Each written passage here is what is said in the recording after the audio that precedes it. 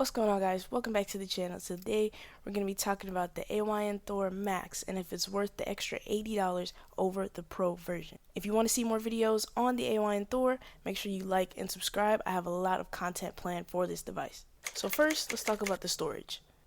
The Thor Max has 1 terabyte versus the Pro, which has 256 gigabytes. Your average 3DS game is going to be around 1 gigabyte of space, and then your average DS game is going to be somewhere around 32 megabytes. So if you're only concerned with emulation, especially with DS and 3DS, you do not need any of the extra space. You could honestly be fine with just the base model. Now, once we get into Switch, PC, and Android, these games can take up your storage very quickly. As you can see, I have COD Mobile, which takes up over 12 gigabytes, and games like Genshin Impact can even take up over 20 gigabytes of storage.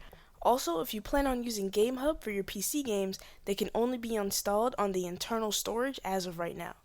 Now, you also might be thinking of getting the Pro version and then also an SD card.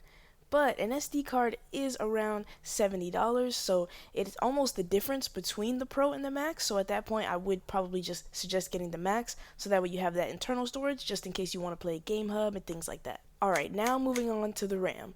So the Pro version has 12 gigabytes of RAM, while the Max version has 16 gigabytes of RAM. Now, even if you plan on playing Switch games, the extra RAM in the Max version is not necessary. Hard to run games on the Switch like Witcher and Tears of the Kingdom run just fine on the Pro model. Now, if you plan on using GameHub, here's where it gets interesting.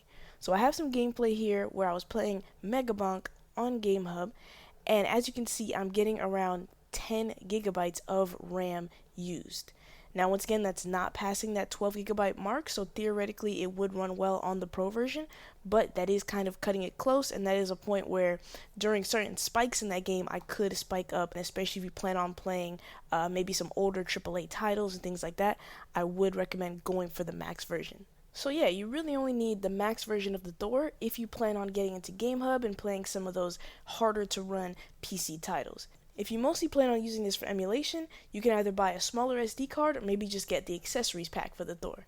So are you guys getting the Thor? And if so, which model are you guys getting? Let me know in the comments below. That's going to be it for this video, so like and subscribe. It's easy, and we'll see you guys next time.